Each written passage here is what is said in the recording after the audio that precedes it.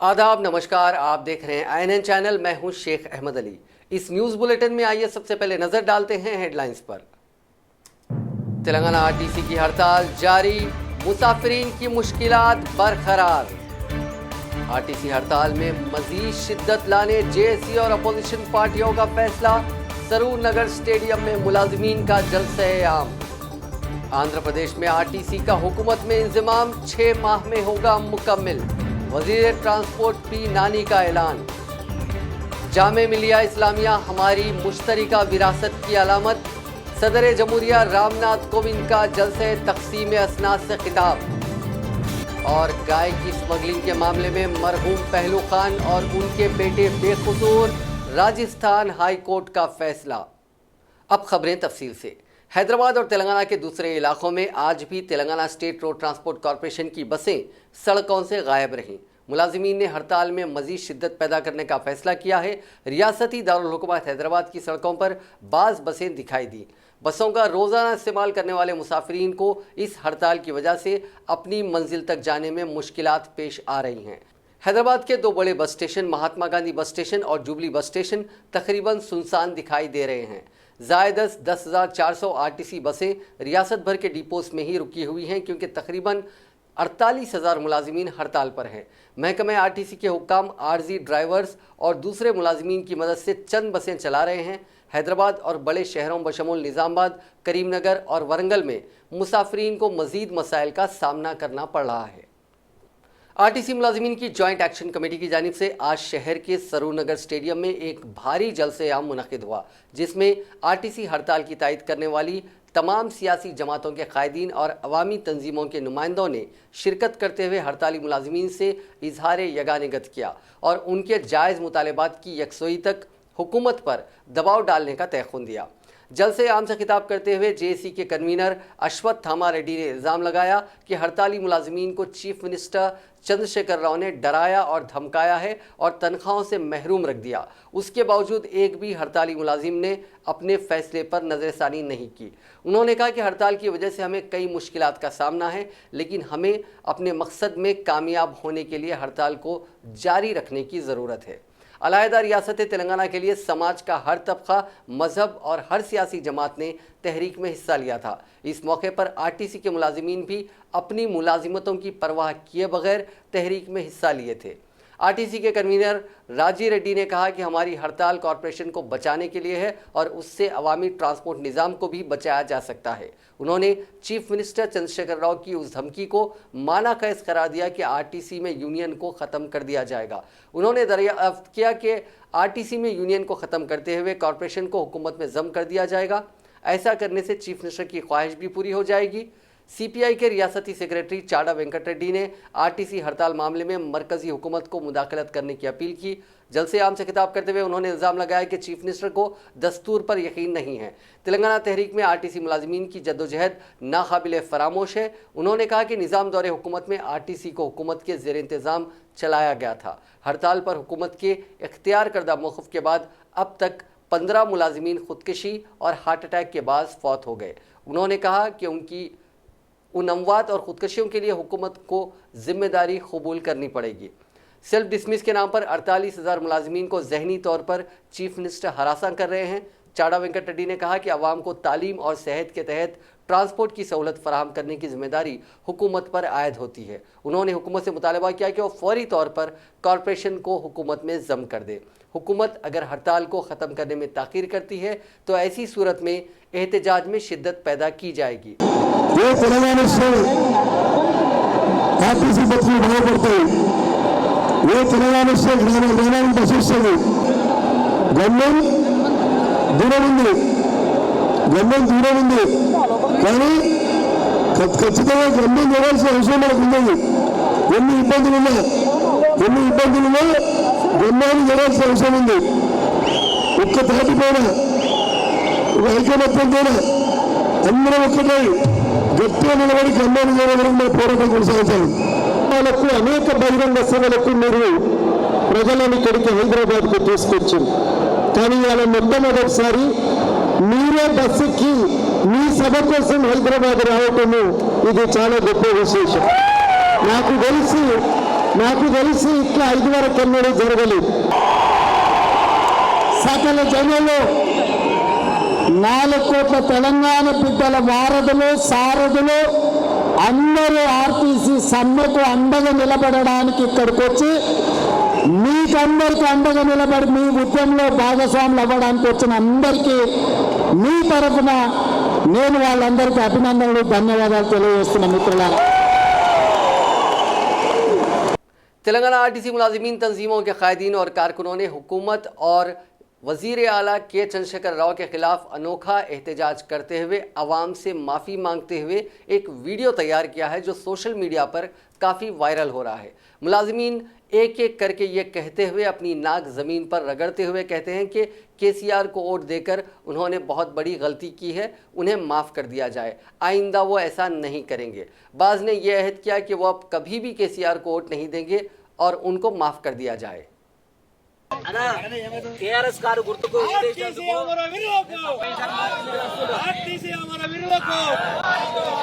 हैदराबाद में आज एक आरटीसी ड्राइवर का दिल का दौरा पड़ने से मौत हो गई। तफसीलात के मुताबिक सरूरनगर स्टेडियम में आज हड़ताली मुलाजिमीन की जानिब से एहतजाजी जलसा मुनक़िद किया गया, जिसमें करीमनगर 2 डिपो से वाबस्ता ड्राइवर नंगू नूरी बाबू भी शरीक था। वो जलसे के दौरान तकारीर सुन रहे थे कि अचानक उनके क़ल्ब पर हमला हुआ। साथियों ने उन्हें करीब में वाक़ अस्पताल मुंतकिल किया, जहां वो जानवर न हो सके। आंध्र प्रदेश के वजीर ट्रांसपोर्ट पी नानी ने कहा है कि 6 माह के अंदर आरटीसी को हुकूमत में जम कर देने के अमल को मुकम्मल कर लिया जाएगा। विजयवाड़ा में मीडिया से बात करते हुए वजीर ट्रांसपोर्ट पी नानी ने कहा कि तेलंगाना के चीफ मिनिस्टर चंद्रशेखर राव ने आंध्र प्रदेश हुकूमत की जानिब से आरटीसी को जम कर देने से मुताल्लिक जो रिमार्क्स किए थे, उससे हमें इस अमल को जल्द से जल्द मुकम्मल कर लेने की एक जुस्तजू पैदा हुई है। उन्होंने कहा कि chief minister Y Jagan Mohan Reddy ने आरटीसी मुलाजिमीन से कॉरपोरेशन को हुकूमत में जम कर देने का वादा किया था और वो अपने वादे के मुताबिक जम करने के अमल का आगाज़ कर दिया है। हुकूमत के मुकर्ररा वक्त तक ये अमल मुकम्मल हो जाएगा। उन्होंने कहा कि चीफ मिनिस्टर तेलंगाना ने जो इस सिलसिले में बयान दिया था उसके मुताबिक नहीं बल्कि सिर्फ 6 माह के अंदर इस अमल को मुकम्मल करते हुए आरटीसी को हुकूमत के ट्रांसपोर्ट इदारे में तब्दील कर दिया जाएगा। तेलंगाना कांग्रेस के काज़ीन व पार्टी के सीनियर कायद जी नारायण रेड्डी ने ओहदेदारों को मशवरा दिया कि वो आरटीसी मुलाजिमीन की हड़ताल के पेश नज़र ख़वानीन की खिलाफ वर्जी करते हुए गुमराह करने की कोशिश ना करें। जिस तरह गुज़िश्ता रोज़ रियासती हाई कोर्ट में आला ओहदेदारों ने आरटीसी के बकायाजात के सिलसिले में गुमराह कुन रिपोर्ट पेश की थी। प्रेस कॉन्फ्रेंस से खिताब करते हुए नारायण रेड्डी ने कहा कि चीफ मिनिस्टर चंद्रशेखर राव ने पहले ही ये तय कर लिया है कि वो कॉरपोरेशन को खानगियाते हुए आरटीसी के असासों पर अपना मुकम्मल कंट्रोल करेंगे, जिसकी करोड़ों रुपए की जायदादें हैं। उन्होंने कहा कि चीफ मिनिस्टर चंद्रशेखर राव मुसलसिल कानून की खिलाफ वर्जी कर रहे हैं, लेकिन ओहदेदारों को इस सिलसिले में शफाफ रहना चाहिए। अदालत को गुमराह करने की कोशिश में ओहदेदार तहकीर अदालत के मुर्तकिब हो जाएंगे।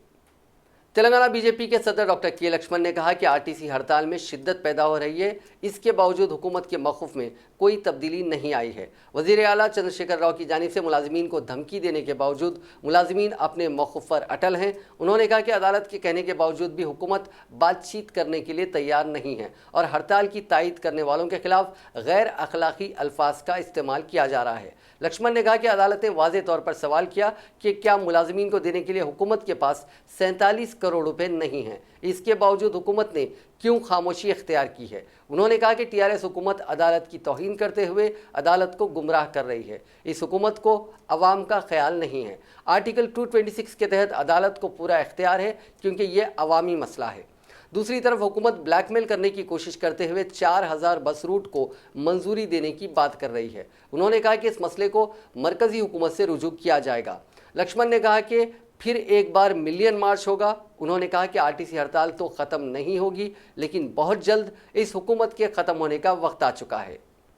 रियासती वज़ीर बल्दी नज़्म नस्क तारक रामाराव ने आज दिल्ली में मरकज़ी वज़ीर दिफा राजनाथ सिंह से मुलाकात की। इस मौके पर केटी रामाराव ने शहर हैदराबाद में एलिवेटेड कॉरिडोर की तामीर के लिए करीब 40 एकड़ वजारत दफ़ा की अराजी रियासती हुकूमत के हवाले करने की ख्वाहिश की। रियासती वज़ीर स्टेट कंसल्टेशन वर्कशॉप में शिरकत के लिए दिल्ली रवाना हुए थे, जहां उन्होंने इस वर्कशॉप में शिरकत से कबल मरकज़ी वज़ीर दिफा राजनाथ सिंह से मुलाकात की। तकरीबन 1 घंटे तक इस मुलाकात के दौरान KTR ने तेलंगाना में अंजाम दिए जाने वाले मुख्तलिफ प्रोजेक्ट्स की तफसीलात से वाकिफ करवाया। उन्होंने बताया कि स्ट्रैटेजिक डेवलपमेंट प्लान के एक हिस्से के तौर पर रियासती हुकूमत ने हैदराबाद नागपुर कौमी शाहराह नंबर 44 पर 11 किलोमीटर तवील एलिवेटेड कॉरिडोर तामीर करने का मंसूबा बनाया है। इस कॉरिडोर के लिए वजारत दिफा की अराजी की ज़रूरत है।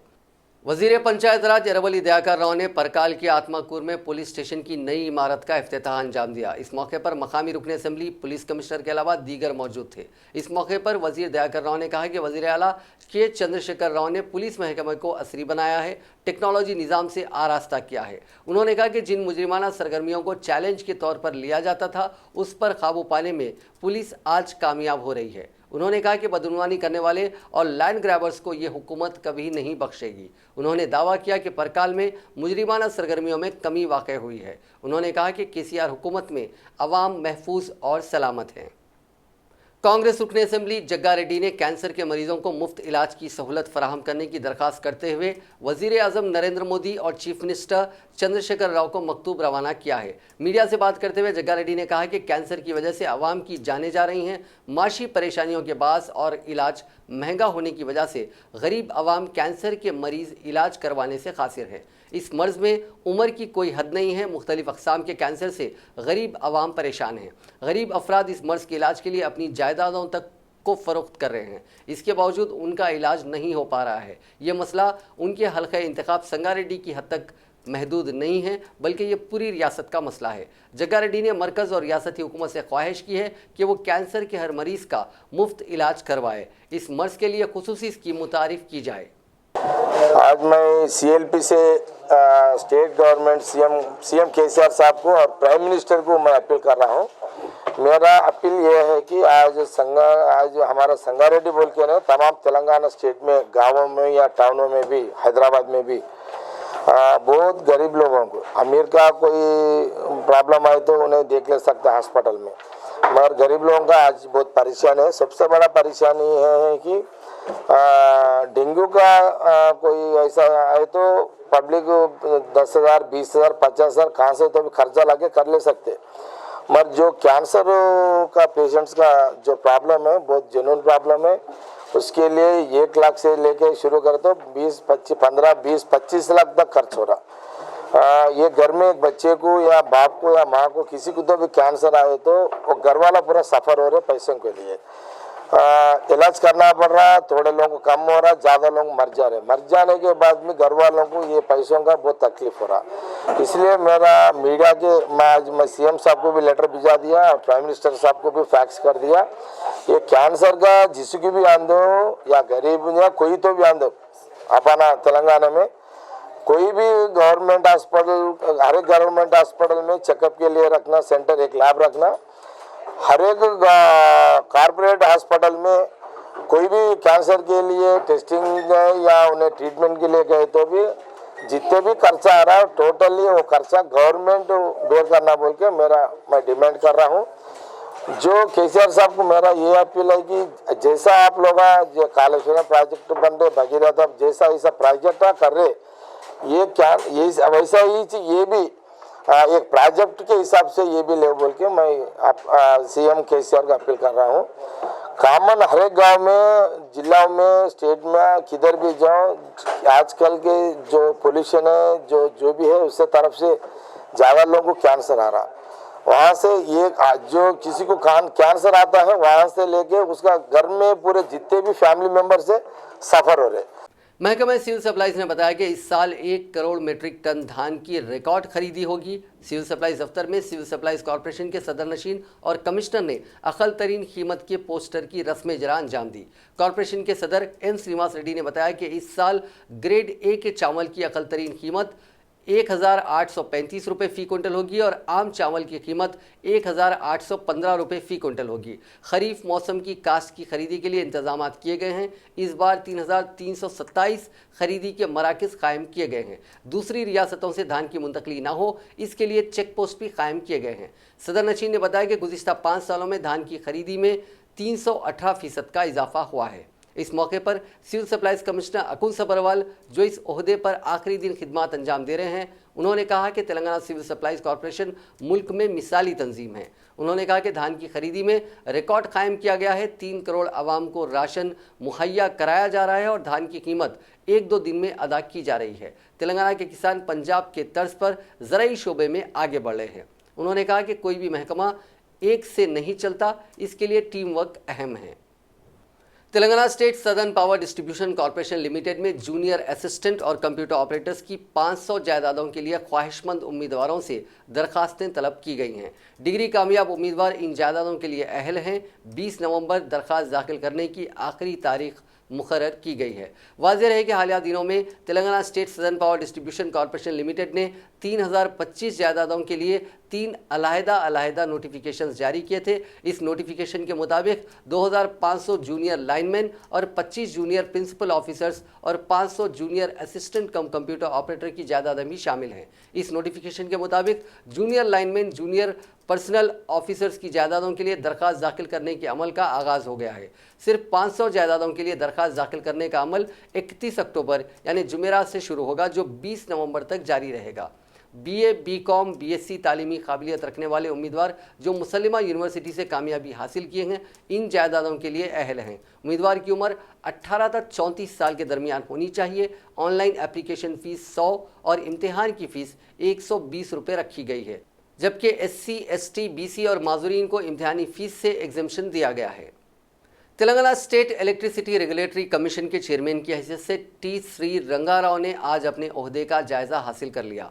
हुकूमत के chief secretary doctor SK Joshi ने श्री रंगा राव को हलफ दिलाया। इस मौके पर टेक्निकल और फाइनेंशियल डिपार्टमेंट के अरकान की हैसियत से मनोहर राजू, बंडारू कृष्णा ने भी हलफ लिया। इस तकरीब में महकमे बरकी के special chief secretary Ajay Mishra के अलावा आला ओहदेदार मौजूद थे। इलेक्ट्रिसिटी रेगुलेटरी कमीशन के तीनों ओहदेदारों की मियाद 5 साल की होगी या फिर ये ओहदेदार 65 साल की उम्र तक अपने ओहदे पर बरकरार रहेंगे। ज़राए के मुताबिक T. श्री रंगा राव ने तेलंगाना तहरीक में वकला की जॉइंट एक्शन कमेटी के अहम कायद की हैसियत से हिस्सा लिया था। फिल वक्त वो तेलंगाना वकला की JC के कन्वीनियर हैं। उनका ताल्लुक मुत्तहदा ज़िले करीमनगर के मुस्ताबाद मंडल के पोर्तुगल मौजू से है। उन्होंने उस्मानिया यूनिवर्सिटी से MA में कामयाबी के बाद LLB मुकम्मल किया था। अजला रंगारेड्डी और हैदराबाद के मुख्तलिफ अदालतों में गुज़िश्ता 31 साल से वकील की हैसियत से खिदमत अंजाम दे रहे हैं। हुजूरनगर में शानदार कामयाबी हासिल करने वाले TRS के उम्मीदवार सैदी रेड्डी ने आज रुकने असेंबली की हैसियत से हलफ ले लिया। स्पीकर पोचाराम श्रीनिवास रेड्डी ने उनको हलफ दिलाया।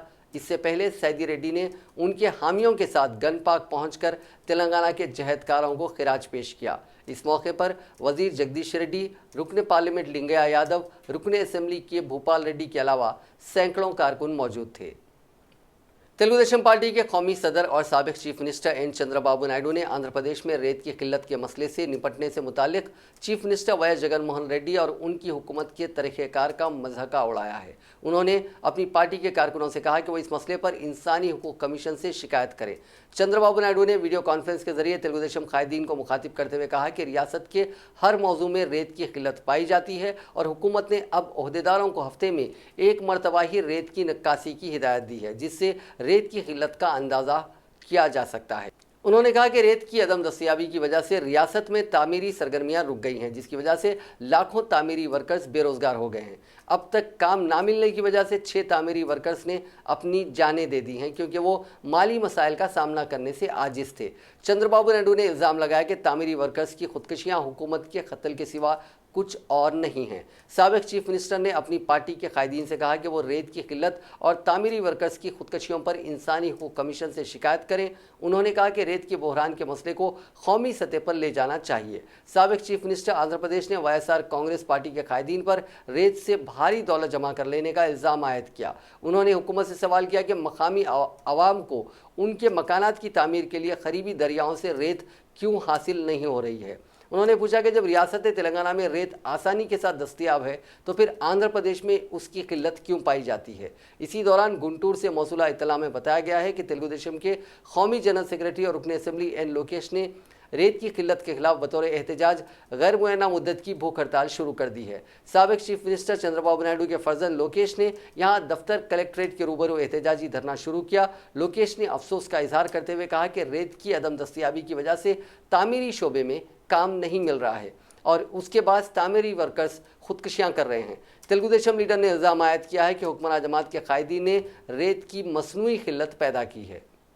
तेलंगाना, साहिली आंध्र प्रदेश और रायलसीमा में कहीं कहीं आइंदा 24 घंटों के दौरान मूसलाधार बारिश का इम्कान है। महकमे मौसमियात ने आज जारी करदा एक बुलेटिन में मजीद खबरदार किया है कि आइंदा 48 घंटों के दौरान तेलंगाना, साहिली आंध्र प्रदेश और रायलसीमा के तमाम अजला में कहीं कहीं गरज और चमक के साथ बारिश हो सकती है।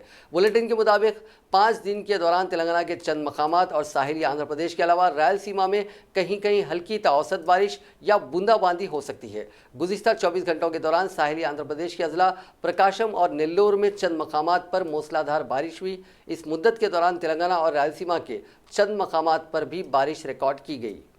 राजस्थान हाई कोर्ट ने पहलू खान और उनके 2 बेटों के खिलाफ दर्ज किए गए गाय की स्मगलिंग के केस को मुस्तरद कर दिया है। हुजूमी तशद्दुद के हमले में हलाक होने वाले पहलू खान और उनके बेटों के खिलाफ गायों की स्मगलिंग का केस दर्ज करते हुए राजस्थान पुलिस ने गुज़िश्ता मई में चार्जशीट दाखिल की थी। उन पर खेती के जानवरों की नकलो हरकत ममनुआ एक्ट की दफ़ा 8, 5 और 9 के तहत गायों की स्मगलिंग का इल्ज़ाम आयद किया गया था।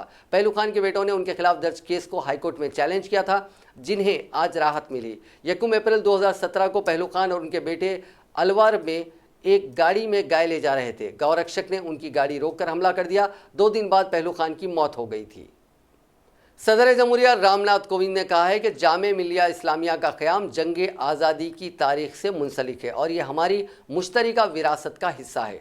कोविंद ने चारशंबे के रोज़ जामे मिलिया इस्लामिया की जलसे तक़सीम असनाद से खिताब करते हुए कहा कि इस यूनिवर्सिटी के बानियों ने जो ख्वाब देखा था वो आज शर्मिंदा ताबीर हो रहा है। जंग आज़ादी का बिगुल बजने पर यहाँ के बानियों में मोहम्मद अली जौहर, हकीम अजमल खान समेत कई शख्सियात ने उसमें हिस्सा लिया और बाबा कौम महात्मा गांधी के साथ मिलकर जामिया का क़याम अमल में लाया। इस यूनिवर्सिटी का मकसद सबको साथ लेकर चलना और कसरत में वहदत कायम करना था और ये अपने 100वें साल में दाखिल होने के दौरान भी अपने शबिया को बरकरार रखे हुए है, जो काबिल सताइश है।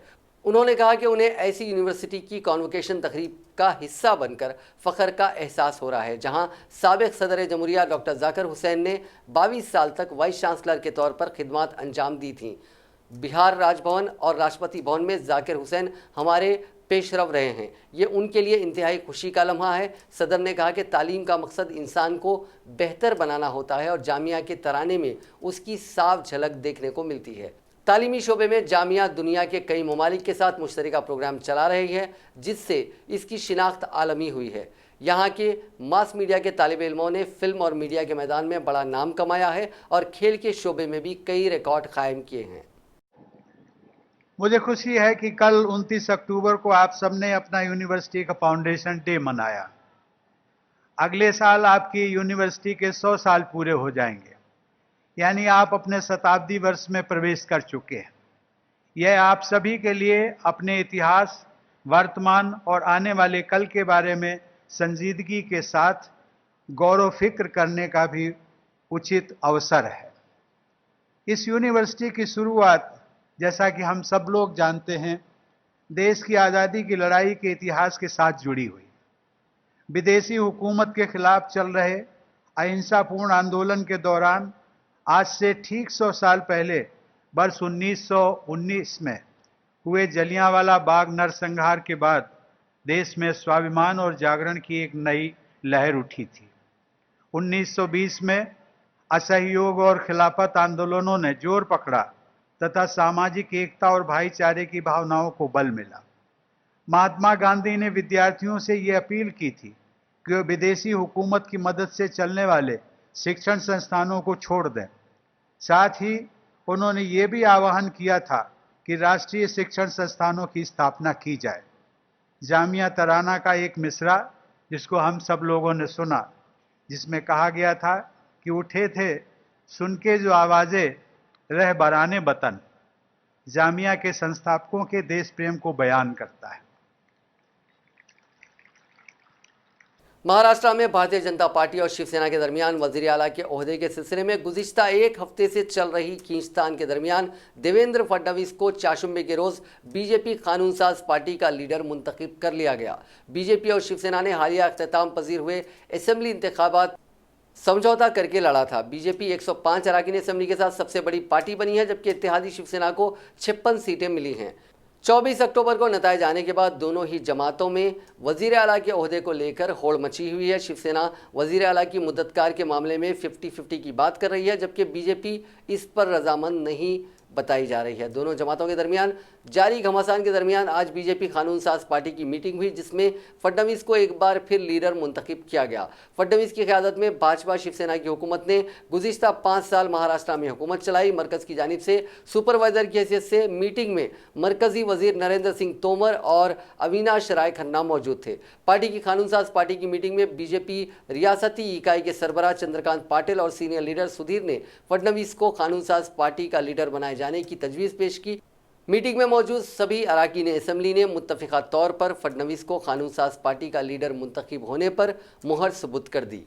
कांग्रेस पार्टी ने यूरोपीय अराकीन पार्लियामेंट के कश्मीर दौरे को हिंदुस्तानी डिप्लोमेसी का ब्लंडर करार देते हुए चाशुम्बे के रोज़ कहा कि भारतीय जनता पार्टी की मरकजी हुकूमत ने गुज़िश्ता 70 बरस की जांची परखी खारजा पॉलिसी में रद्दोबदल कर दिया है और हिंदुस्तानी पार्लियामेंट अराकीन और इख्तिदार आला की तजलील की है। कांग्रेस के मीडिया इंचार्ज रणदीप सिंह सुरजेवाला ने यहां पार्टी के हेडक्वार्टर में सहाफ़ियों से कहा कि गुज़िश्ता 3 रोज़ से बीजेपी हुकूमत गैर पुख्ता और गलत तरीके से राब्ता आम्मा की मुहिम चला रही है। यूरोप के 27 अराकीन पार्लियामेंट ने वज़ीर आज़म नरेंद्र मोदी से मुलाकात की है। उनकी मोतबरियत पर सवाल उठते हैं। उनमें 23 अराकीन ने कश्मीर का दौरा भी किया है। सुरजेवाला ने कहा कि गुज़िश्ता 70 साल से हिंदुस्तान की जांची पर की पॉलिसी है कि कश्मीर दाखिली मसला है और इसमें किसी तीसरे का अमल दखल हरगिज़ काबिल कबूल नहीं है। बीजेपी हुकूमत ने हिंदुस्तानी पार्लियामेंट और जमहूरी निज़ाम को जलील किया है। हुकूमत ने हिंदुस्तानी अराकीन पार्लियामेंट और अपोजिशन के रहनुमाओं को कश्मीर में हवाई अड्डे पर ही हिरासत में ले लिया, लेकिन यूरोपीय अराकीन पार्लियामेंट के लिए सुर्ख कालीन बिछाए गए। INX मीडिया मामले में साबिक मरकजी वजीर खजाना और कांग्रेस के सीनियर लीडर पी चिदम्बरम को चाशुम्बे को भी राहत नहीं मिली और खुसूसी अदालत ने उन्हें 14 दिन यानी 13 नवंबर तक के लिए अदालती हिरासत में भेज दिया। खुसूसी अदालत के जज अजय कुमार खार ने अगरचे के इन्फोर्समेंट डायरेक्टरेट की पूछगछ के लिए 1 दिन की हिरासत की दरखास्त को कबूल नहीं किया। चिदम्बरम इस वक्त तिहाड़ जेल में बंद है। अदालत ने चिदम्बरम को तिहाड़ जेल में घर के बने खाने के लिए मंजूरी दे दी है। जज खार ने तिहाड़ जेल हुक्काम को कांग्रेस लीडर को जेल में दवाइयां, अंग्रेजी स्टाइल के टॉयलेट, हिफाजत और अलग सेल में रखने का भी हुक्म दिया। INX मीडिया मामले में चिदम्बरम को 21 अगस्त की रात को CBI ने गिरफ्तार किया था। उन्हें 5 सितंबर को अदालत ने CBI की हिरासत में 14 दिन के लिए तिहाड़ जेल भेज दिया था। खुसूसी अदालत ने 15 अक्टूबर को ED को जेल में चिदम्बरम से पूछगछ की इजाज़त दी थी और ये भी कहा था कि ज़रूरत पड़ने पर उन्हें हिरासत में भी लिया जा सकता है। ED की जानिब से आज समाअत के दौरान अदालत से अपील की गई कि चिदम्बरम से ज़्यादा वक्त तक पूछगछ नहीं की जा सकी है, लिहाजा उनसे कुछ सवालात के जवाब जानने हैं और उनकी हिरासत की मुद्दत बढ़ाई जाए।